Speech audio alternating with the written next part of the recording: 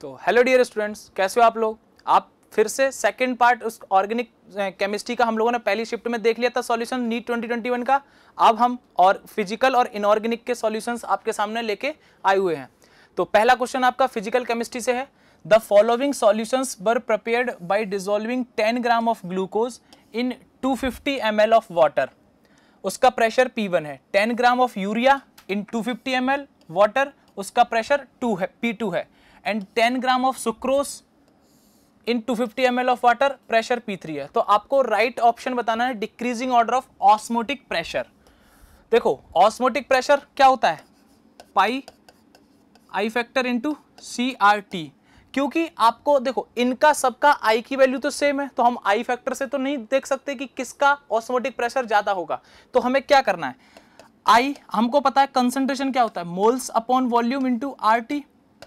Moles, अब फिर भी देखो अभी मोल्स भी नहीं दिए, वॉल्यूम सबका सेम है, तो यहां से भी हमको कुछ आइडिया नहीं पता चल रहा। फिर से देखो ये पता है मोल्स क्या होते हैं, mass upon molecular mass into volume RT।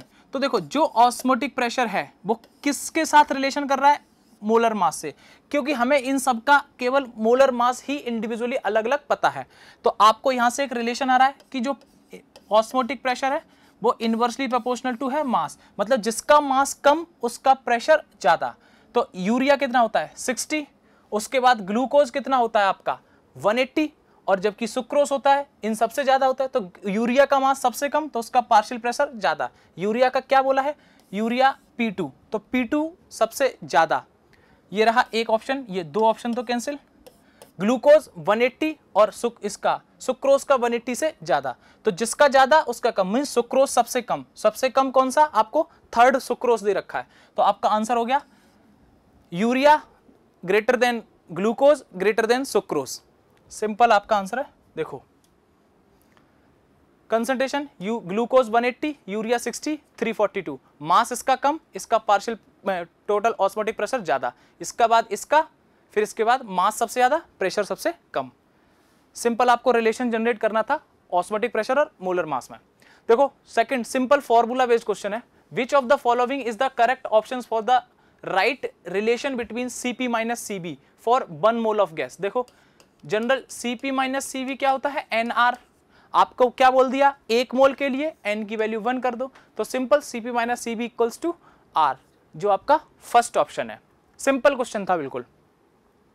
देखो Cp माइनस Cb R एक मेयर्स रिलेशन हम इसको बोलते हैं। थर्ड क्वेश्चन देखो, देखो फिजिकल को उसने ऑर्गेनिक से simple, an organic compound contain 78% by wait carbon. आपको कार्बन का परसेंटेज दे रखा है 78%, रिमेनिंग परसेंटेज ऑफ हाइड्रोजन। इस 100 में से जब आप 78 माइनस कर दोगे तो आपको उस हाइड्रोजन का परसेंटेज मिल जाएगा। देखो 22% किसका हो गया, हाइड्रोजन का हो गया। तो इंपेरिकल फॉर्मूला बताना है, एक स्टैंडर्ड फॉलो होता ही है प्रेस, हम लोग जनरल एक स्टैंडर्ड इसका सॉल्व करने का मेथड है, क्या है वही, सबसे पहले हम परसेंटेज को उसके मास से डिवाइड करते हैं। जो एक सिंपल जो भी आपका निकल के आता है इधर, उसको हम क्या करते हैं, जो सिंपल रेशियो बनाने के लिए जो लोएस्ट वैल्यू होती है उससे डिवाइड करते हैं। यहाँ पर 6.5 लोएस्ट वैल्यू है, तो इसको डिवाइड 6.5 से भी करेंगे, इसको भी 6.5 से करेंगे। यहाँ पर 1 आ गया, इसको क्या हो गया 3.38 हो गया। तो क्योंकि ये पॉइंट में 0.5 से कम है तो हम इसको अप्रॉक्स 3 कंसीडर कर लेंगे। तो जो सिंपल रेशियो निकल के आएगा वो 1:3 आ जाएगा। तो एम्पेरिकल फॉर्मूला क्या होगा 3 1:3, तो C1H3, तो हम सिंपली इसको लिख देंगे CH3। तो ये आपका एम्पेरिकल फॉर्मूला हो गया गिवन ऑर्गेनिक कंपाउंड का CH3, जो कि आपके ऑप्शन में सेकंड ऑप्शन है CH3। सिंपल क्वेश्चन था, जो परसेंटेज दिया था उसको उसके मोलर मास से डिवाइड करो, जो रेशियो आता उसको सिंपलेस्ट रेशियो कन्वर्ट करने के लिए जो वैल्यू छोटी होती है हम उससे फर्दर डिवाइड करते हैं ताकि हमको एक सिंपल रेशियो मिल जाए। सिंपल क्वेश्चन था। देखो फेमस लेंथेनॉइड कॉन्ट्रैक्शन से क्वेश्चन है कि Z बराबर 40 एंड Z बराबर 72, that is zirconium and HF hafnium. आपको इसमें पूछा है कि सिमिलर एटॉमिक रेडियाई होती है, क्यों।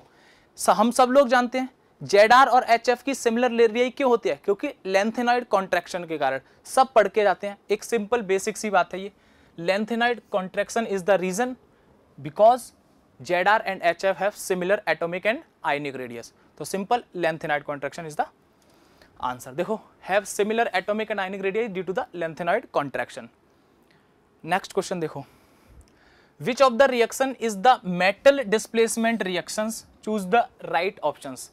देखो, जब हम मेटलर्जी में क्या करते हैं, जब हम एक्टिव मेटल जो भी होता है ना, वो क्या करता है, किसी ऑक्साइड से मेटल जो लेस रिएक्टिव मेटल होते हैं उनको डिस्प्लेस कर देता है। तो सिंपल जो एल्यूमिनियम के थर्माइट जो प्रोसेस होता है उसमें क्या करते हैं, जो एल्यूमिनियम होता है वो अपने से लेस रिएक्टिव मेटल को डिस्प्लेस कर देता है और क्या बना लेता है, उस मेटल को डिस्प्लेस करके खुद उसका ऑक्साइड में कन्वर्ट कर लेता है। तो in thermite process aluminium is displace chromium metal. देखो, aluminium metal displace chromium from Cr2O3 of high temperature in aluminothermite process. तो ये एक मेटलर्जी से सिंपल सा क्वेश्चन था, जो कि आपको आंसर आपका पहला होगा, जिसमें एल्यूमिनियम आपको डिस्प्लेस कर देगा क्रोमियम को एल्यूमिनियम से। तो आपको वही पूछा था किस में मेटल डिस्प्लेसमेंट रिएक्शन है, तो aluminium displace chromium from its oxide. तो फर्स्ट करेक्ट आंसर है आपका। देखो, बॉन्डिंग से क्वेश्चन है, structure of beryllium chloride BeCl2 आपको पूछा है किस में, सॉलिड स्टेट में, इन वेपर फेज में। तो हम सबको पता है वेपर फेज में BeCl2 किस तरीके से एग्जिस्ट करता है, डायमर फॉर्म में, जबकि सॉलिड स्टेट में BeCl2 आपका चेन फॉर्म में एग्जिस्ट करता है। क्योंकि इसका भी ऑक्टेट कंप्लीट नहीं हुआ, तो ऑक्टेट कंप्लीट करने के लिए ये क्या करेगा, डायमर फॉर्म में एग्जिस्ट करेगा। ये क्या करेगा, इस बेरिलियम को देगा ऐसे, और आगे आपकी एक चेन डायमर फॉर्म में बढ़ती रहेगी। तो सिंपल था, जो सॉलिड स्टेट है उसमें BeCl2 किसकी तरह बिहेव करेगा, एक चेन की फॉर्म में, जबकि वेपर फेज है उसमें BeCl2 आपका एक डायमर फॉर्म में एग्जिस्ट करेगा। तो सिंपल आंसर इसका फोर्थ। बॉन्डिंग का क्वेश्चन था सिंपल। देखो, वेपर फेज में डायमर की फॉर्म में, जबकि सॉलिड फेज में ये एग्जिस्ट करेगा अपना सिंपल लीनियर चेन की फॉर्म में। चलो, लेंथेनाइड से फिर से एक देखो क्वेश्चन आ गया, पूछा गया कि इनकरेक्ट स्टेटमेंट बताना है रिगार्डिंग द लेंथेनाइड।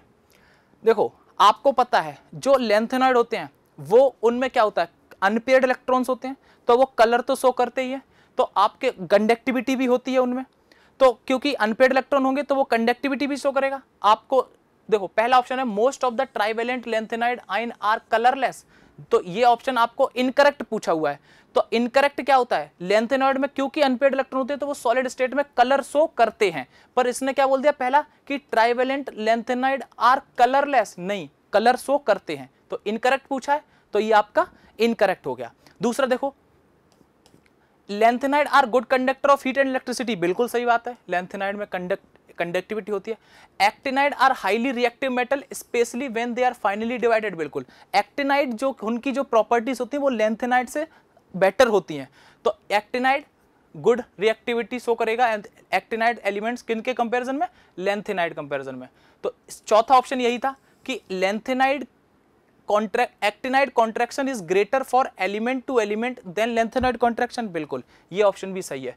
तो आपको इनकरेक्ट स्टेटमेंट पूछा था, तो आपका इनकरेक्ट स्टेटमेंट पहला कि जो भी लेंथेनाइड होते हैं वो कलर्ड होते हैं, जबकि उसने बोला है कि लेंथेनाइड कलरलेस हैं, तो ये आपका पहला स्टेटमेंट इनकरेक्ट है। लेंथेनाइड और एक्टिनाइड की प्रॉपर्टी से बेस्ड क्वेश्चन था, सिंपल क्वेश्चन था। देखो, most of the trivalent lanthanide ion are coloured both in solid state as well as in aqueous solutions, जबकि आपको पूछा क्या था, वो बोल क्या रहा है, कलरलेस, तो आपका इनकरेक्ट है ये।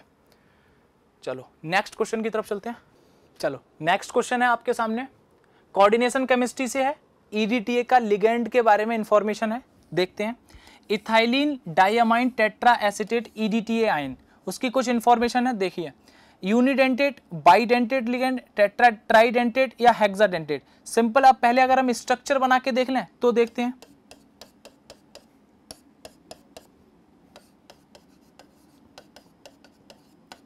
आपको EDTA का अगर स्ट्रक्चर पता होगा तो आप आसानी से अटेम्प्ट कर सकते थे इस क्वेश्चन को।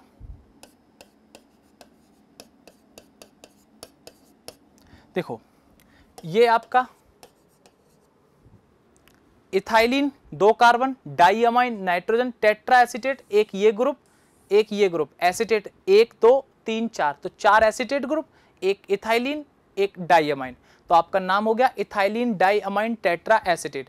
आपसे पूछा है, देखो ये एक नाइट्रोजन से प्रेजेंट लोन पर से आपके पास डोनर साइट है, एक यहाँ नाइट्रोजन से प्रेजेंट डोनर साइट है, तो 1 और 2 नाइट्रोजन से 2 डोनर साइट, ऑक्सीजन 1, ये ऑक्सीजन 2, ये ऑक्सीजन 3, ये ऑक्सीजन 4, तो 4 oxygen donor site, 2 nitrogen donor site, तो ये कितना होगी 4 ऑक्सीजन 2 नाइट्रोजन 6, तो it is hexadentate ligand with 4 oxygen and 2 nitrogen donor atom, तो आपका आंसर हो जाएगा 4। देखो स्ट्रक्चर देखो, 1 ऑक्सीजन 2 ऑक्सीजन 3 ऑक्सीजन 4 ऑक्सीजन और 2 nitrogen, that is 6 hexadentate ligand. Next देखो सिंपल है, एटॉमिक स्ट्रक्चर से सिंपल बेसिक फॉर्मूले से पूछा है।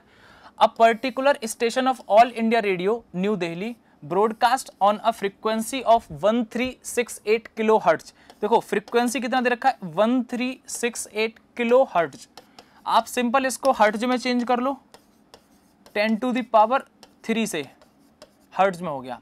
The wavelength of electromagnetic radiations, आपको वेवलेंथ पूछा हुआ है करस्पॉन्डिंग उसके, एमिटेड बाय द ट्रांसमीटर, और स्पीड ऑफ लाइट दे रखा है 3 × 10⁸ मीटर पर सेकेंड। अब देखो आपको सिंपल एक फॉर्मूला पता ही है, C = न्यू लैम्डा, आपको C दे रखा है, फ्रीक्वेंसी दे रखी है, आपको लैम्डा पूछा हुआ है, इस क्वेश्चन में पुट करोगे वैल्यू, सिंपल कैलकुलेशन है, आपको लैम्डा आएगा। देखो लैम्डा निकालना है तो यहां से क्या हो गया, C = न्यू लैम्डा, आपको C की वैल्यू दे रखी है, न्यू की वैल्यू दे रखी है, तो यहां से लैम्डा आ जाएगा आपका 219.3 मीटर, क्योंकि C की वैल्यू आपको मीटर में दे रखी है तो इसलिए यहां पर मीटर में आंसर आ जाएगा। सिंपल सा क्वेश्चन था जिसका आंसर है 219.3 मीटर। चलो स्टेटमेंट वाइज क्वेश्चन आ गया आपका फिर से एक। पहला स्टेटमेंट है acid strength increase in order of HF, HCl, HBr and HI। देखो HF, HCl, Br और HI, एसिडिक स्ट्रेंथ कैसे निकालते हैं हम लोग, H निकालने के बाद जो बनने वाला एनाइन है जितना ज्यादा स्टेबल उसके करस्पॉन्डिंग एनाइन के करस्पॉन्डिंग वही कॉन्जुगेट एसिड, उस एसिड का मोर एसिडिक, तो यहाँ Cl-, यहाँ Br-, यहाँ I-, तो देखो bigger the size of anion more is the stability of anion, तो यहाँ पर I- इस सबसे स्टेबल है इसलिए इसके करस्पॉन्डिंग HI भी आपका मोर एसिडिक होगा। दूसरा कंसेप्ट ऐसे भी लगा सकते हैं हम, HI की बॉन्ड जो लेंथ है वो H और I की सबसे ज्यादा है, तो H आसानी से इसको एसिडिक बनाने के लिए H+ लूज कर देगा, और एसिडिक स्ट्रेंथ कैसे देखते हैं कि कौन कितनी आसानी से H+ दे सकता है, तो सिंपल है यहाँ की जो H और I के बीच में जो डिस्टेंस है वो बहुत ज्यादा है, तो आसानी से ये H+ रिमूव हो जाएगा, तो सबसे ज्यादा acidic HI, then HBr, then HCl, then HF, तो आपका स्टेटमेंट 1 तो आपका ट्रू है। तो उसका स्टेटमेंट 2 दे रखा है, as a size of element fluorine, chlorine, bromine, iodine increase down the group the bond strength of HF, HCl, HBr and HI decrease. बिल्कुल, जब टॉप टू बॉटम हम इधर चलेंगे तो देखो ना आयोडीन का साइज बढ़ रहा है तो H और I के बीच में डिस्टेंस, बॉन्ड लेंथ बढ़ेगी, जितनी बॉन्ड लेंथ बढ़ेगी ये बॉन्ड उतना ही वीकर होता जाएगा, आसानी से ब्रेक होगा, तो so the acidic strength increase, तो आपका स्टेटमेंट सेकंड भी आपका सही है। तो both statement 1 and statement 2 are true, तो आपका आंसर होगा 4th, जिसमें दोनों स्टेटमेंट सही है। सिंपल क्वेश्चन था। देखो नोबल गैसेस से 18th ग्रुप से ब्लॉक केमिस्ट्री से क्वेश्चन आया हुआ है। Noble gases are named because they are inert toward the reactivity, identify and incorrect statement about them. आपको पता है नोबल गैस जो इनर्ट होती है रिएक्टिविटी से, तो आपको केवल सिंपल क्या पूछा है, इनकरेक्ट स्टेटमेंट पूछा है रिगार्डिंग किसके, नोबल गैसेस के। चलो, Nobel gas has very high melting and boiling point. Melting and boiling point किस पर डिपेंड करता है, इंटरमोलिकुलर फोर्स ऑफ अट्रैक्शन पर। तो हम सब जानते हैं कि जो नोबल गैसेस होती हैं उनमें सबसे वीकेस्ट फोर्स होता है, that is weak van der Waals force. जब फोर्स वीक होगा तो उनके बीच का इंटरमोलिकुलर फोर्स भी तो वीक होगा, तो उनका मेल्टिंग पॉइंट और बॉइलिंग पॉइंट क्या होगा, कम होगा।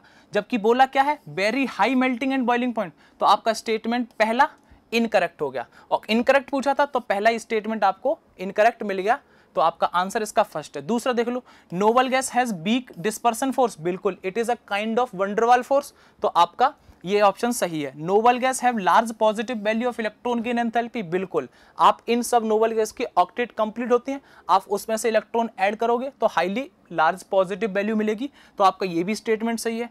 Nobel gas are sparingly soluble in water, बिल्कुल वो जब वो रिएक्टिविटी नहीं शो करती तो वो स्पेरिंगली सॉल्युबल ही होंगी, तो ये भी स्टेटमेंट सही है। तो आपका जो इनकरेक्ट स्टेटमेंट है वो फर्स्ट है कि noble gas have very high melting and boiling point, जबकि होना चाहिए क्या, noble gas have very low melting and boiling point. तो आपका आंसर है इसका first, that is statement 1 is incorrect regarding a noble gas. देखो, noble gas have very low melting and boiling point due to the presence of a very weak van der Waals force of attraction, that is London force. Next question electrochemistry से है, the molar conductance of NaCl, HCl and CH3COONe eight infinite dilution, आपको कुछ value दे रखी है उनकी, वो दे रखी है siemens centimetre square mole inverse में। The molar conductance of CH3COOH पूछा हुआ है। देखो,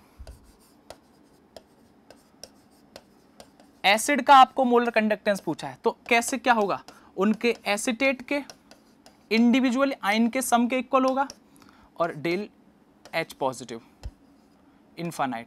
अब आपको ये एसिटेट और ये H प्लस की वैल्यू कहां से मिलेगी, वो देखो, दे किस किस का रहा है आपको, HCl का दे रखा है, NaCl का भी दे रखा है, और आपको पास सोडियम एसिटेट CH3COONa का दे रखा है। बताओ आपको चाहिए किसका, एसिटिक एसिड का, कहां से एसिटेट कहां से मिलेगा, अरे वो यहां से आया होगा, तो मैं लिख दूं क्या,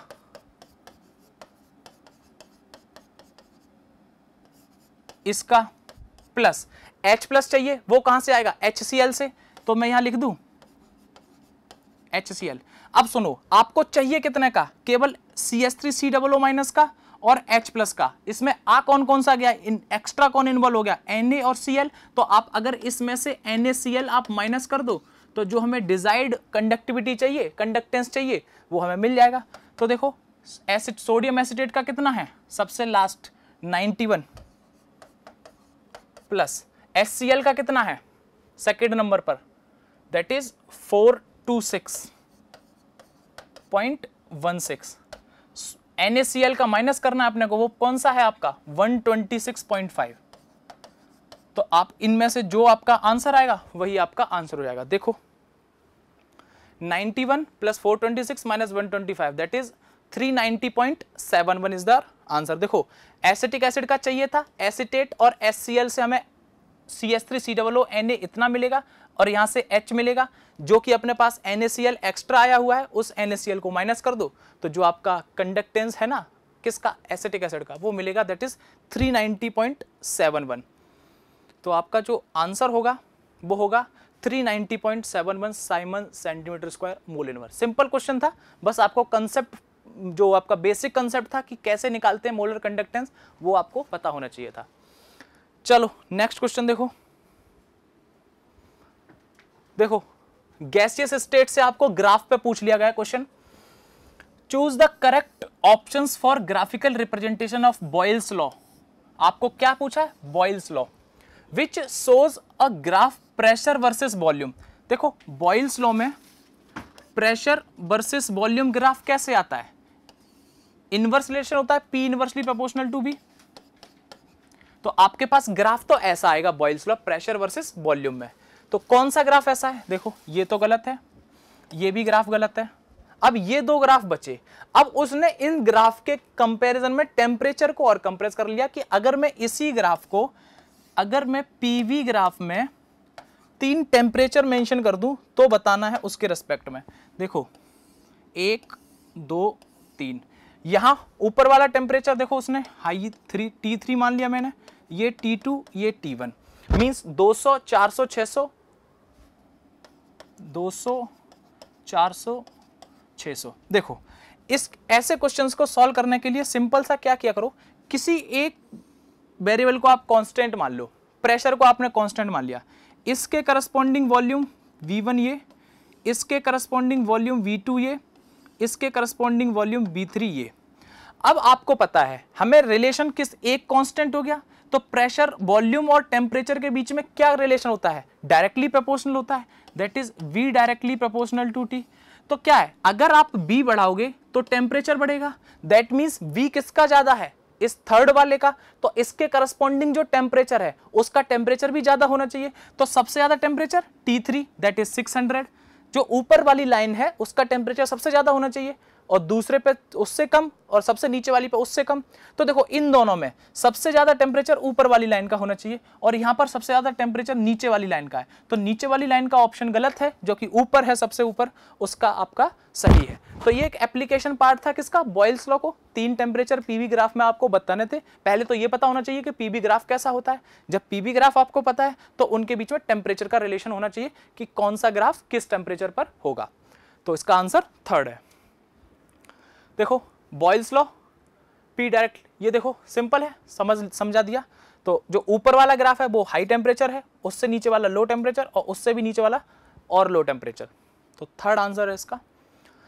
देखो फिर से, right options of the number of tetrahedral and octahedral void in hexagonal primitive unit cell.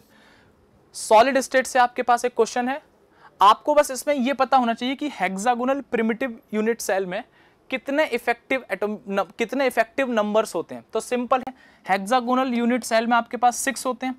अब आपको पता है किसी भी यूनिट सेल में जितना उसका Z की वैल्यू होती है उसके उतने ही उसमें ऑक्टाहेड्रल वॉइड होते हैं, और उससे जस्ट डबल कितने होते हैं? Tetrahedral void. जब Z 6 है तो इसमें ऑक्टाहेड्रल वॉइड कितने होंगे? 6 ही, और टेट्राहेड्रल वॉइड कितने होंगे? 12 होंगे। तो आप चेक कर लो, इसमें आपसे पहले क्या पूछा है? टेट्रा। टेट्रा मतलब 12। पूछा क्या है आपको? ऑक्टा। ऑक्टा मतलब 6 ही होंगे। तो आपका आंसर हो गया third, that is tetra. Tetrahedral void कितने होंगे? 12, एंड ऑक्टाहेड्रल वॉइड कितने होंगे? 6। सिंपल था, बस आपको Z पता था तो आप कर सकते थे इसको।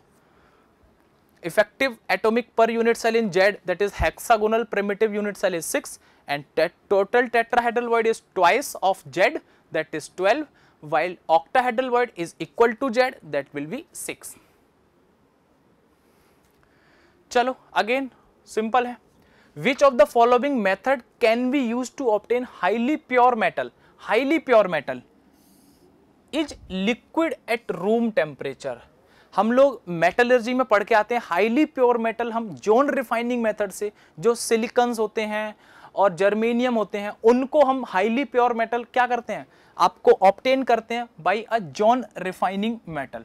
तो देखो क्रोमेटोग्राफी से हाईली प्योर नहीं होता, डिस्टिलेशन से बिल्कुल नहीं होता, electrolysis is also not a process to obtain a pure metal, but only a method by which we can obtain a pure highly pure metal, that will be zone refining method। simple देखो, zone refining method is purified is used to highly pure metal or a semi metal, that is gallium, silicon, boron, germanium, indium etc। चलो next question देखो। तो zone refining is the answer of your this question। चलो next question देखो। चलो next question है आपके पास, matching है, bonding से है, आपको ज्योमेट्री बतानी है गिवन मॉलिक्यूल्स की। PCl5 पॉपुलर एग्जांपल है, सब लोग इसका जानते हैं, Cl Cl Cl Cl Cl। देखो ये बन रहा है ट्राइगोनल, एक ऊपर एक नीचे, बाइपिरामिडल। तो ट्राइगोनल बाइपिरामिडल कौन सा आपके पास? फोर्थ ऑप्शन, पहले का फोर्थ। SF6 ऑक्टाहेड्रल होता है ये, देखो 1 2 3 4 5 6, देखो ये रहा SF6 ऑक्टाहेड्रल, परफेक्टली ऑक्टाहेड्रल। तो ऑक्टाहेड्रल परफेक्टली कहां है? थर्ड।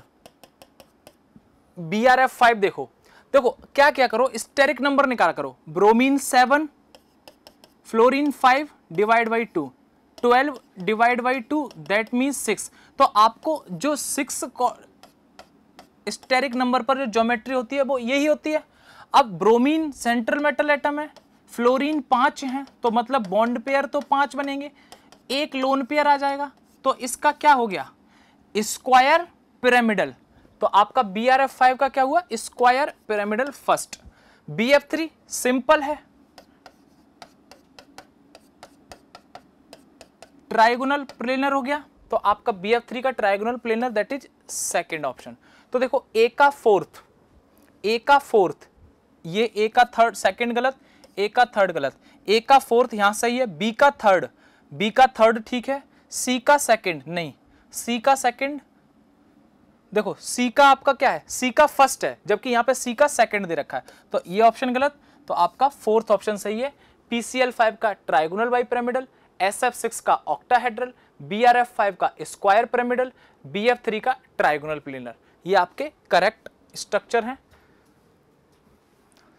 चेक कर लो, देखो PCl5 का ट्राइगोनल बाइपिरामिडल, SF6 का ऑक्टाहेड्रल, BRF5 का square pyramidal, BF3 that is trigonal planar. Simple structure थे, आसान थे। देखो नेक्स्ट क्वेश्चन आपका रेडियो एक्टिविटी से, tritium is a radio active isotope of hydrogen emit which of the following particle. हाँ, tritium आपका एक रेडियो एक्टिव एलिमेंट होता है जो कि बीटा डिके जो आपका होता है उससे क्या करता है, ये बीटा डिके होके अपने आप को स्टेबिलिटी गेन करवाता है। तो आपका ट्राइटियम जो है वो बीटा डिके करेगा to get the stability. Simple है, tritium is a radio active and emit low energy beta particle. Simple question था जिसका आपका आंसर बीटा डिके था। नेक्स्ट क्वेश्चन देखो, among the following alkaline earth metal halide one which is covalent and soluble in organic solvent। देखो आपके पास covalent nature पूछा है, किसमें ज्यादा होगा, that is more soluble in organic solvent. कौन कौन से दे रखे हैं, स्ट्रोंसियम SrCl2, second magnesium chloride, next beryllium. चलो नेक्स्ट क्वेश्चन देखते हैं हम कौन सा है, 78 क्वेश्चन है। Among the following alkaline earth metal halide one which is covalent and soluble in organic solvent। आपसे पूछा है इन गिवन 4 मेटल में से हैलाइड एल्कलाइन अर्थ मेटल के जो हैलाइड हैं उनमें से किसमें कोवालेंट नेचर ज्यादा होगा and more soluble in organic solvent. देखो क्या क्या दे रखे हैं, strontium chloride, magnesium chloride, beryllium chloride and calcium chloride. अगर मैं इनको ग्रुप वाइज लिखूं तो सबसे ऊपर आएगा बेरिलियम क्लोराइड, नेक्स्ट आएगा मैग्नीशियम क्लोराइड, नेक्स्ट आएगा कैल्शियम क्लोराइड, नेक्स्ट आएगा स्ट्रोंसियम क्लोराइड। अब देखो हम लोगों को पता है कि पोलर कैटाइन का साइज छोटा होना चाहिए, चार्ज सब पे इक्वल है, +2 तो जिसका कैटाइन छोटा होगा उसमें उतना ही ज्यादा पोलराइजेशन होगा, मींस कोवालेंट करैक्टर ज्यादा होगा। जितना ज्यादा कोवालेंट करैक्टर होगा तो उसका किस, वही तो पूछा है आपको कोवालेंट करैक्टर कौन से में ज्यादा होगा, तो आपका जिसका साइज छोटा होगा, तो आपका कौन सा है साइज जिसका छोटा है, दैट इज बेरिलियम क्लोराइड। तो आपका थर्ड आंसर है बेरिलियम क्लोराइड, क्योंकि कैटाइन का साइज सबसे छोटा, उसमें उतना ही ज्यादा कोवालेंट नेचर ज्यादा आएगा। तो सिंपल आपका barium chloride is the answer. देखो size of cation top to bottom increase हो रहा है तो कोवालेंट करैक्टर डिक्रीज हो रहा है। तो so BeCl2 has covalent nature, it is soluble in organic solvent. तो सिंपल सा BeCl2 is your answer. Next question है, correct options for the number of body centred unit cell in all 14 type of Bravais lattice unit cell. देखो all 14 type of Bravais lattice में आपको body centre total कितने unit cells होती हैं, तो आपको पता है 14 ब्रेवियस लैटिस में से 3 ऐसी होती हैं जो कि बॉडी सेंटर यूनिट सेल्स होती हैं। तो आपका जो करेक्ट आंसर है वो है 3 body centre found in cubic, tetragonal and orthorhombic in out of 14 type of Bravais lattice. That answer is your third. Next question है, सिंपल क्वेश्चन है basic, right options for the statement. क्या statement, Tyndall effect is exhibited by. आपको पता है Tyndall effect colloidal solutions में हम पढ़ते हैं, और इनमें से कौन सा कोलाइडल सॉल्यूशन है, दैट इज स्टार्च सॉल्यूशन जो है आपका कोलाइडल सॉल्यूशन है, and from colloidal solution Tyndall effect is exhibited. So correct answer is second, that is starch. चलो देखो आयोनिक इक्विलिब्रियम से सिंपल सा क्वेश्चन दे रखा है एक, pKb of dimethyl amine weak base, इसका पीकेबी आपको कितना दे रखा है 3.27। नेक्स्ट है आपका pK of acetic acid, acetic acid is also a weak acid and pKa आपको दे रखा है 4.77 respectively at temperature Tk। The correct options of pH, pH पूछा हुआ है। आपको पता है pH जब हम मिक्सचर का पढ़ते हैं तो यहाँ पर कौन कौन से मिक्सचर है, वीक एसिड और weak base. Weak acid weak base mixture का फॉर्मूला क्या होता है, 7 + ½ pKa माइनस pKb। आपको pKa दे रखा है, pKa कितना दे रखा है आपको 4.77, pKb कितना दे रखा है 3.27। तो यहां से हम कैलकुलेशन करेंगे तो अपना pH आ जाएगा 2.75। देखो 7 + ½ pKa माइनस pKb, तो आपको pKa दे रखा है, pKb दे रखा है, तो आपका जो आंसर है वो है आपका 7.75 pKa। 7.75 is your pKa। तो आपका आंसर सेकंड आंसर करेक्ट है। सिंपल बॉन्डिंग से स्ट्रक्चर से फिर से क्वेश्चन दे दिया। क्या क्वेश्चन है नेक्स्ट देखो, BF3 is a planar and electron deficient compound, ठीक है। Hybridization and number of electron around the central metal atom respectively. Again वही, अभी हम लोग स्ट्रक्चर बना के आए थे BF3 का, तो देखो इसका हाइब्रिडाइजेशन क्या होगा, 1 सिग्मा 1 सिग्मा 1 सिग्मा 3 सिग्मा, कोई लोन पेयर नहीं, तो समेशन ऑफ सिग्मा 3, तो हाइब्रिडाइजेशन क्या होगा sp2। स्टेरिक नंबर जब 3 बॉन्ड होते हैं तो sp2 हाइब्रिडाइज्ड होता है। अब पूछा हुआ है आपके पास सेंट्रल मेटल अराउंड के पास कितने नंबर ऑफ इलेक्ट्रॉन्स हैं, तो बोरोन का क्या होता है 5 एटॉमिक नंबर, बैलेंस इसके आउटर मोस्ट शेल में 3 इलेक्ट्रॉन, तो 3 तो वो हो गए, और इसने एक बॉन्ड ये बनाया हुआ है, एक बॉन्ड ये बनाया हुआ है, एक बॉन्ड ये बनाया हुआ है, तो ये एक बॉन्ड 2 इलेक्ट्रॉन से मिलकर बना होगा। तो हमें पूछे केवल बोरोन सेंट्रल से हैं, तो 3 तो इसके किस में आउटर मोस्ट सेल में, और 3 ये जो उसने बॉन्डिंग में पार्टिसिपेट कर रखे, तो टोटल 6 इलेक्ट्रॉन। तो आपका आंसर हो गया हाइब्रिडाइजेशन sp2 एंड 6 इलेक्ट्रॉन, तो सेकंड ऑप्शन। देखो sp2 and 6 electron, hybridisation of boron is sp2 and 6 electron around the central atom. Next question देखो, फिर से मेटलर्जी, 3-4 क्वेश्चन आपको मेटलर्जी से देखिए इस पेपर में। Maximum temperature that can be achieved in blast furnace. आपको पता है जो एग्जैक्ट ब्लास्ट फर्नेस में जो टेम्परेचर होता है वो होता है 2170 केल्विन, जो कि सबसे बॉटम साइड में होता है ब्लास्ट फर्नेस के। तो आपको अराउंड 217 देखना है, जो कि मैक्सिमम टेम्परेचर पूछा है ना, मैक्सिमम, तो जो मैक्सिमम होता है वो 2170 केल्विन होता है। तो देखो हाँ ये रहा 2200 के अप्रोक्स है, तो आपका फर्स्ट आंसर जो है वो करेक्ट हो जाएगा, क्योंकि ब्लास्ट फर्नेस में जो मैक्सिमम टेम्परेचर होता है बिलो साइड होता है वो होता है आपका 2170, दैट इज 2170। तो near about 2200 Kelvin is your correct answer. That will be your maximum temperature which is achieved in blast furnace. देखो in blast furnace highest temperature is 2170 Kelvin, near about 2200 Kelvin is found in lower part of blast furnace. तो NCERT based था। देखो ये question थोड़ा अच्छा था, सोचने वाला था। क्या है क्वेश्चन, A से B रिएक्शन है, एंथैल्पी ऑफ रिएक्शंस इतना दे रखा है -4, आपके पास enthalpy of activation, activation energy 9.60 दे रखा है किलोजूल मोल। करेक्ट प्लॉट आपको बताना हुआ है। तो पहले तो ये सोचो आपको क्या दे रखा है, एंथैल्पी -4.2 दे रखा है। इसका मतलब क्या है -4.2 का, यहां से साफ पता चल रहा है जो ग्राफ है वो एक्सोथर्मिक है। अब ये पता करो कि एक्सोथर्मिक ग्राफ कौन सा है। देखो ये एनर्जी और ये एनर्जी, इस एनर्जी, ये एनर्जी कम है, ये एनर्जी ज्यादा है, तो प्रोडक्ट माइनस रिएक्टेंट करेंगे, नेगेटिव में आएगा, दैट इज एक्सोथर्मिक ग्राफ। यहां देखो एनर्जी कम, यहां एनर्जी ज्यादा, एक्सोथर्मिक ग्राफ। जबकि यहां पर देखो यहां एनर्जी ज्यादा, यहां एनर्जी कम, तो ज्यादा में से कम माइनस करेंगे मींस प्रोडक्ट माइनस रिएक्टेंट करेंगे, तो यहां पर पॉजिटिव आएगा। तो ये एक्सोथर्मिक नहीं है, क्या है आपका एंडोथर्मिक है।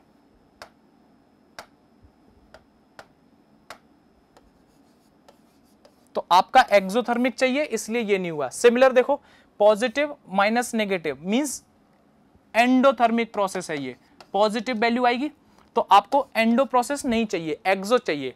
अब देखो एक बात सुनो, आपने ये तो क्लियर कर लिया कि आपको एक्सो चाहिए, तो एक्सो आपने ढूंढ लिया। अब जो कंडीशंस दे रखी है उनमें से 2 एक्सो मिल रहे हैं आपको, तो कौन सा एप्रोप्रिएट आंसर है वो देखो। देखो इस यहां से रिएक्टेंट से यहां की जो एनर्जी होती है उसको हम एक्टिवेशन एनर्जी बोलते हैं, और इस यहां से और इनके बीच की जो एनर्जी होती है उसको हम delta H that is enthalpy बोलते हैं। अब एक बात बताओ, हम क्या बोल, और जबकि यहां पर अगर मैं बात करूं तो यहां पर एक्टिवेशन एनर्जी क्या है, ये है, और आपके पास जो डेल्टा एच है वो कितना है, ये है एंथैल्पी। तो देखो अगर मैं यहां से समहाउ बात करूं तो ये जो गैप है ये वाला और यहां पर ये वाला, आपके पास एच एंथैल्पी कितनी दे रखी है, आपके पास माइनस का 4.2, और ये एक्टिवेशन एनर्जी कितनी दे रखी है 9.6। तो देख रहे हो ये जो गैप है और ये गैप है, ये गैप इस गैप का 2 गुना है, इक्वल लग रहा है, मतलब ये गैप इसका दुगना है। जबकि यहां पर ये जो गैप है ये और ये वाला जो गैप है वो समहाउ सिमिलर है, लेकिन हमें चाहिए क्या, उसने सम इस वैल्यू से कंपैरिजन करो, ये जो वैल्यू है वो दुगनी है, ट्वाइस है इस गैप के, जबकि यहां जो गैप है वो ऑलमोस्ट इक्वल गैप लग रहा है। तो हमें इस कंडीशन को फॉलो करते हुए जो एप्रोप्रिएट आंसर होगा वो आपका फर्स्ट आंसर होगा। है दोनों एक्सोथर्मिक ग्राफ, लेकिन जो एक्टिवेशन एनर्जी का गैप है that will be twice that of enthalpy, but here both activation as well as enthalpy somehow is equivalent gap. तो इसलिए ये एप्रोप्रिएट आंसर नहीं माना हमने, ये एप्रोप्रिएट आंसर माना क्योंकि आपको दिख रहा है ये गैप थोड़ा सा ज्यादा है एज कंपेरिजन टू इस गैप के। तो एप्रोप्रिएट आंसर आपका फर्स्ट है। देखो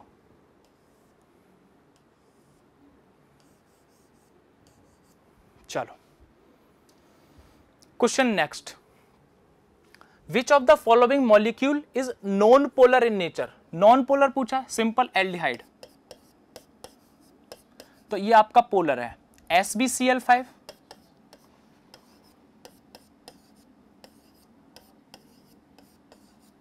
देखो इन दोनों का रिजल्टेंट इधर, जबकि ये रिजल्टेंट इस रिजल्टेंट को कैंसिल कर देगा, ये रिजल्टेंट क्लोरीन इधर और ये रिजल्टेंट क्लोरीन इधर, तो ये आपस में कैंसिल करेगा, इन दोनों का रिजल्टेंट इधर आएगा जो कि इससे कैंसिल होगा, तो जो नेट डायपोल मोमेंट होगा वो इसका 0 होगा। तो जब 0 होगा तो ये कैसा हो गया, नॉन पोलर। तो आपका नॉन पोलर ही पूछा था, तो आपका SbCl5 is the correct option, that is non polar in nature, क्योंकि उसका डायपोल मोमेंट 0 हो रहा है, सबसे आपस में कैंसिल हो रहा है। तो आपका second is the correct answer. देखो sp3d hybridisation trigonal bipyramidal which is symmetrical geometry, so dipole moment is 0, so it is non polar. Next question देखो, फिर से मेन ब्लॉक के कुछ ट्रेंड्स दे रखे हैं, आपको पूछा है कौन सा करेक्टली मैच्ड नहीं है। In which of the following arrangement the given sequence is not strictly according to the property of indicate against it. आपसे क्या पूछा है, H2O, टॉप टू बॉटम आ गया है, H2S, H2SE, H2TE। आपसे पूछा है increasing adder of pKa, pKa का मतलब बेसिक या और लेस एसिडिक, बात एक ही है। तो देखो टॉप टू बॉटम हमें पता है, जब भी हम टॉप टू बॉटम आते हैं तो एसिडिक स्ट्रेंथ आपका इंक्रीज होता है, तो बेसिक स्ट्रेंथ डिक्रीज होगा। तो आपको पहला क्या पूछा है, H2SE का जो आपके पास इंक्रीजिंग वैल्यू ऑफ pK, मतलब ये आपका मोर बेसिक है, बिल्कुल नहीं, जबकि आपका बेसिक स्ट्रेंथ तो डिक्रीज हो रहा है, तो ये सबसे लेस बेसिक हो गया। तो आपका जो ये ग्रेटर बेसिक दे रखा है वो आपका ऑप्शन गलत है। तो आपको इन नॉट एप्रोप्रिएट मैच्ड पूछा था, तो आपका पहला ही ऑप्शन मिल गया। जबकि NH3, PS3, ESS3, SbS3 top to bottom acidic character increase होते हैं, ये सही है, सिंपल। ये देखो Pb कितना है इसका, +4। ऑक्सीडाइजिंग पावर पूछा है, ऑक्सीडाइजिंग पावर क्या होता है, वो दूसरों को ऑक्सीडाइज करेगा, खुद रिड्यूस होगा। तो आपको पता है Pb+4 से Pb+2 में जाना अच्छा पसंद करेगा due to inert pair effect. तो ये क्या कर रहा है, खुद को रिड्यूस कर रहा है और दूसरे को ऑक्सीडाइज करेगा, तो ये भी ऑप्शन आपका सही है। Increasing order of acidic strength, बिल्कुल HI की ज्यादा होगी HBr से, फिर HCl, फिर HF, तो चौथा भी सही है। तो जो नॉट एप्रोप्रिएट मैच्ड है आपका ऑप्शन, वो आपका फर्स्ट ऑप्शन है, तो वही आपका ऑप्शन हो जाएगा जो कि एप्रोप्रिएट मैचिंग नहीं है। देखो pKa आपका टॉप टू बॉटम डिक्रीज होगा, that is H2O, H2S, H2Se and H2Te। Next question आपका सिंपल है, आपसे पूछा है which of the following pair in which one is not an iso electronic pair. देखो सोडियम कितना होता है, एटॉमिक नंबर 11, पॉजिटिव लगा तो 1 इलेक्ट्रॉन कम 10, मैग्नीशियम 12, 2 इलेक्ट्रॉन कम 10, Mn 25 होता है तो 2 कम कर दो 23, आयरन 26 होता है 3 कम कर दो, पॉजिटिव है तो 23, आयरन 26 होता है 2 कम कर दोगे 24, मैग्नीशियम 25 होता है 2 कम कर दोगे 23, और ऑक्सीजन 8 होता है तो 2 ऐड कर दोगे तो 10 हो गया, और फ्लोरीन 9 होता है 1 ऐड कर दोगे 10। तो आपको आइसो इलेक्ट्रॉनिक पूछा था, मींस किस में से आइसो दोनों स्पीसीज के इलेक्ट्रॉन सेम होंगे, तो सबके सेम होंगे, तो नॉट पूछा है, तो आपका यही ऑप्शन सही है जिसमें एक 24 है और एक 23 है, जिसके दोनों इलेक्ट्रॉन सेम नहीं है। चलो ऑप्शंस देख, आंसर देख लो। चलो कोऑर्डिनेशन कंपाउंड का क्वेश्चन है, आपको मैग्नेटिक मूवमेंट का आपको मैचिंग करवा रखा है। पहला क्वेश्चन है FeCN का होल 5।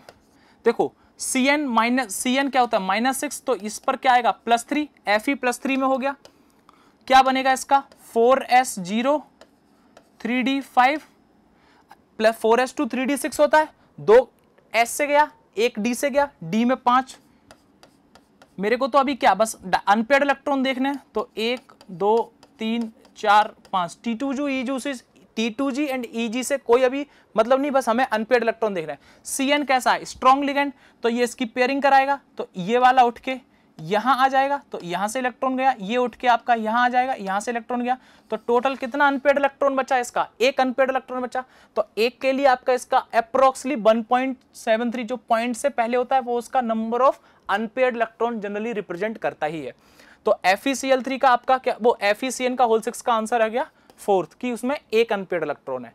सेकंड ऑप्शन है आपके पास न्यूट्रल है, तो यहां पर आयरन +3 में होगा, तो देखो आयरन +3 है, फिर से 4s0 3d5 होगा, 1 2 3 4 5 ऑर्बिटल बना लिए, तो 5 2 3 4 5, क्योंकि वाटर जो होता है वो इस आयरन के +3 के लिए वीक स्ट्रॉन्ग लिगेंड की तरह वर्क नहीं करेगा, तो सिंपल वीक करेगा, तो पेयरिंग तो होगी नहीं, तो यहां पर जो अनपेयर्ड इलेक्ट्रॉन होंगे वो समहाउ 5 होंगे, तो 5 में कितना अनपेयर्ड बॉन्ड वो बनेगा मैग्नेटिक मूवमेंट 5.92 के समथिंग, तो आपका इसका आंसर हो गया पहला फर्स्ट। इधर देखो -6 प्लस -4 इधर है, तो मेरे को +2 इधर चाहिए ताकि पूरे कोऑर्डिनेशन कंपाउंड पर आपके पास -4 मिले, तो आयरन +2 होता है कितना 4s0 3d6, तो देखो 1 2 3 4 5 1 2 3 4 5 6, हमें क्या है Cn स्ट्रॉन्ग लिगेंड है, तो देखो ये उठ के यहां पर पेयरिंग करेगा, ये उठ के यहां पेयरिंग करेगा, तो देखो ये तो पेयर हो गए, कोई भी अनपेयर्ड इलेक्ट्रॉन नहीं बचा, 0 अनपेयर्ड इलेक्ट्रॉन, तो इस केस में 0 अनपेयर्ड इलेक्ट्रॉन कौन सा है सेकंड वाला, तो थर्ड का आपका कौन सा आंसर हो गया सेकंड। अब बच्चा FeS2 का होल 6 +2, तो आयरन में +2 का क्या होता है यही होता है 1 2 3 4 5 6, 4s2 3d6, तो 2 गया 6 इलेक्ट्रॉन बचा 4 5, ये कुछ नहीं है, तो 6 इलेक्ट्रॉन यहां फिल होगा। अब बचा क्या आपके पास वाटर, फिर से वीक लिगेंड है, तो वो पेयरिंग तो कराएगा नहीं, तो कितने अनपेयर्ड इलेक्ट्रॉन बचे 4 अनपेयर्ड इलेक्ट्रॉन बचे, तो इसका समथिंग 4.90 दैट इज थर्ड, तो मैच कर लो। ए का चौथा, ए का सेकंड गलत, ए का फर्स्ट गलत, ए का फोर्थ ठीक, ए का फोर्थ ठीक, बी का पहला, देखो बी का पहला इसी में मिल रहा है, तो दैट इज आपका थर्ड आंसर। यहां पर देखो बी का सेकंड मिल रहा है, तो ये आपका गलत। तो सिंपली आपको लिगेंड का जानकारी होना चाहिए कि कौन सा स्ट्रॉन्ग कौन सा वीक, कब स्ट्रॉन्ग कब वीक, कब पेयरिंग होगी कब नहीं होगी। अगर वहां से हम लोग कैलकुलेट कर सकते थे तो नंबर ऑफ अनपेयर्ड इलेक्ट्रॉन आसानी से कैलकुलेट कर सकते थे। चलो देखो CN strong ligand, water week ligand, CN strong ligand, water week ligand. तो देखो यहाँ वही जो सॉल्यूशंस हमने देखा वही है, आप लोग एक बार सॉल्यूशंस देख लो। चलो नेक्स्ट क्वेश्चन देखो। नेक्स्ट क्वेश्चन है आपका सॉल्यूशन से, correct options for the value of vapour pressure of solution at 45 degree Celsius with benzene to octane in molar ratio 3:2। आपको बेंजीन और ऑक्टेन का मोलर रेशियो दे रखा है 3:1। आपसे पूछा क्या, at 45 vapour pressure of benzene. अगर मैं इसको ए मान लूं PA0, तो बेंजीन का वेपर प्रेशर कितना दे रखा है 280 mmHg, और इस ऑक्टेन का वेपर प्रेशर PB0, इसको मैं PB मान लूं, PB0 कितना हो गया जो कि प्योर फॉर्म में है, तो 420 mmHg। आपसे पूछा क्या है, correct option value vapour pressure पूछा है। तो देखो रॉल्स लॉ लगा दो। रॉल्स लॉ क्या कहता है, PA0 XA PB0 XB। यहां पर XA और XB क्या है, उस जो भी एक करस्पॉन्डिंग है उसके नंबर ऑफ मोल फ्रैक्शंस। तो देखो PA0 आपको दे रखा है 280, XA0 क्या होगा, मोल्स दे रखे हैं, XA का 3, तो मोल फ्रैक्शन इसका 3/5। PB0 आपको कितना दे रखा है 420, इसका मोल फ्रैक्शंस कितना होगा 1/5। सिंपल कैलकुलेशन कर लो, वही आपका आंसर आएगा। देखो 280 into mole fractions 3/5, 420 into mole fractions of 2/5, क्योंकि उसका जो मोलर रेशियो दे रखा था वो 2 दे रखा था, तो आपका 2/5 होगा। तो सिंपल जो आंसर आएगा वो आएगा 336 mmHg। तो आपका जो आंसर है वो है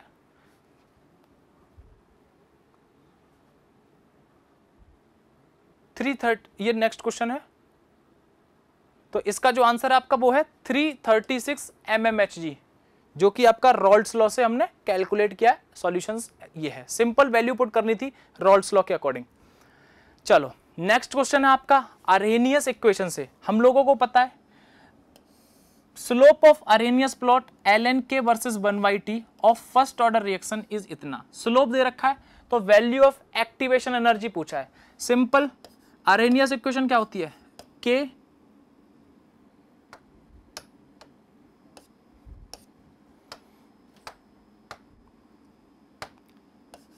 K equals to A e⁻⁻⁻ का EA/RT।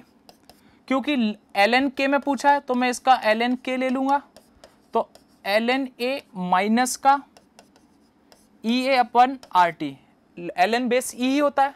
अब आपको ग्राफ पूछा है ln(k) y equal to 1/t में। देखो मैं इस t को हटाता हूं अभी,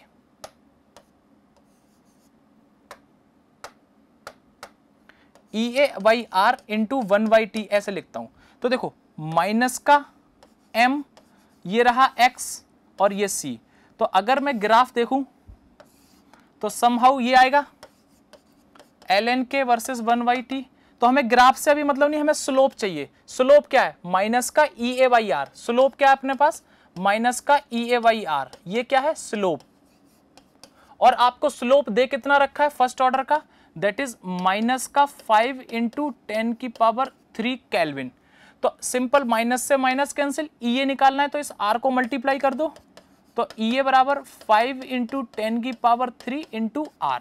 तो आप सिंपल R का मल्टीप्लाई करोगे इधर से, तो R की वैल्यू आपको 8.314 जूल रखनी है, जूल केल्विन मोल इनवर्स, तो आपका आंसर आ जाएगा।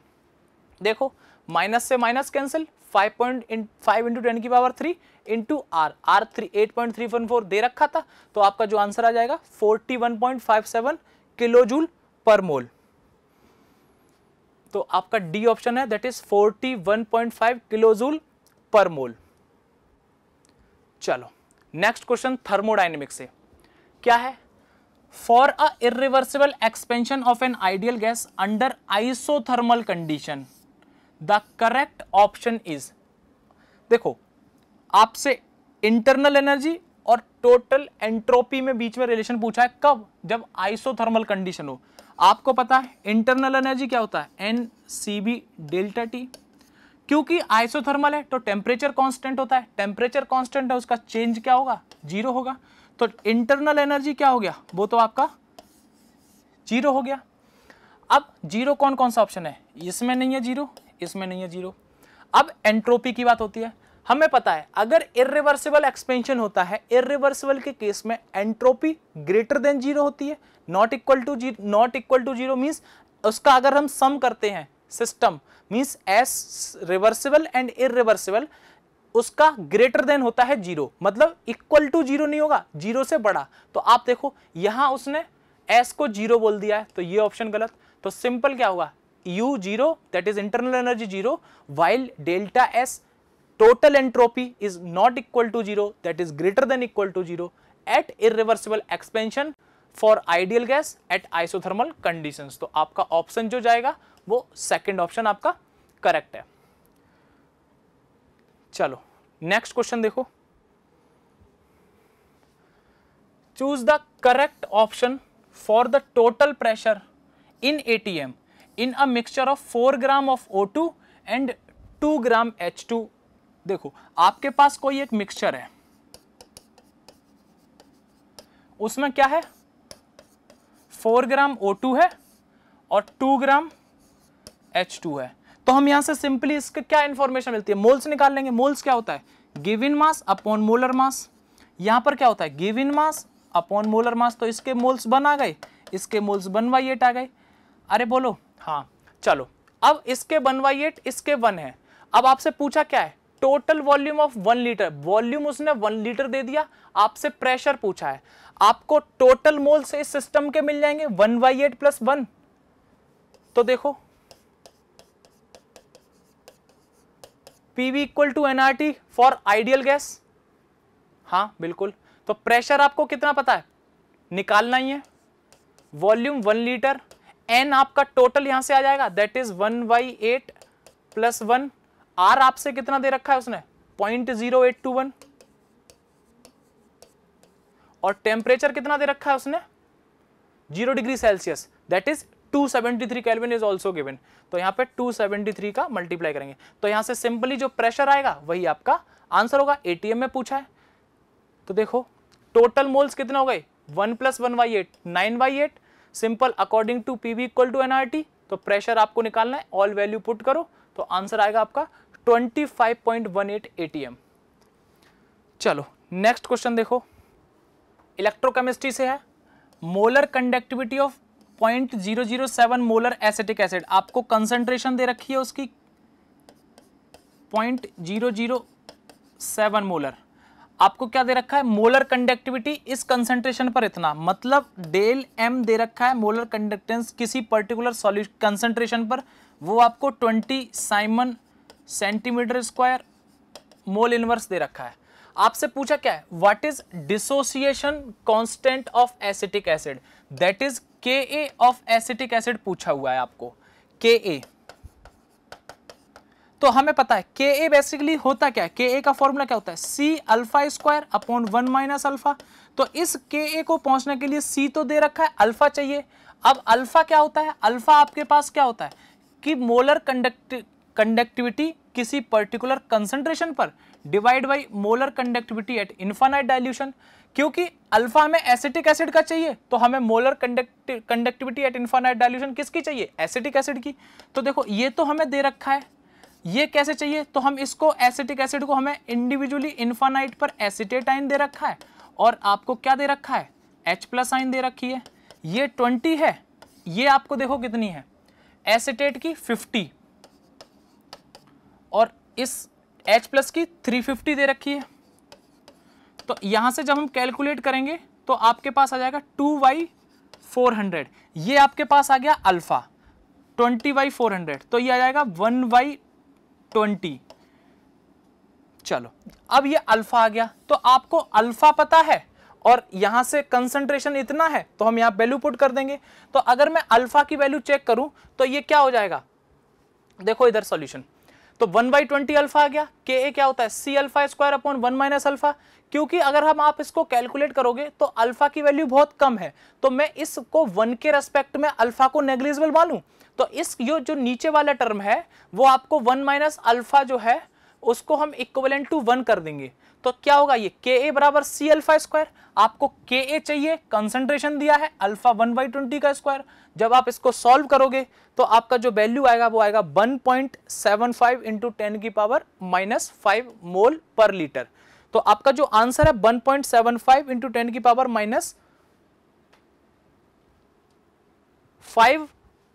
तो आपका कौन सा ऑप्शन है इसमें, ये रहा सेकंड, दैट इज 1.75। कुछ नहीं था इसमें, सिंपल आपको डिसोसिएशन जो कांस्टेंट था उसका फॉर्मूला क्या होता है, C अल्फा स्क्वायर 1/अल्फा। आपने अल्फा निकाल लिया, अल्फा देखा कि उसका बहुत ज्यादा है डिसोसिएशन 1 से, तो हम उसको 1 के रेस्पेक्ट में नेग्लेक्ट कर दिया, इसको 1 के रेस्पेक्ट में इस अल्फा को नेग्लेक्ट किया, तो C अल्फा के इक्वल आया, तो हमने वहां से वैल्यू पुट किया, तो आपके पास जो आंसर आएगा वो आएगा 1.75 इंटू 10⁻⁻5 मोल्स लीटर। तो इस तरीके से आज के आपके नीट के एग्जाम में फिजिकल, इनऑर्गेनिक एंड ऑर्गेनिक के हमने सॉल्यूशंस आपको दिए।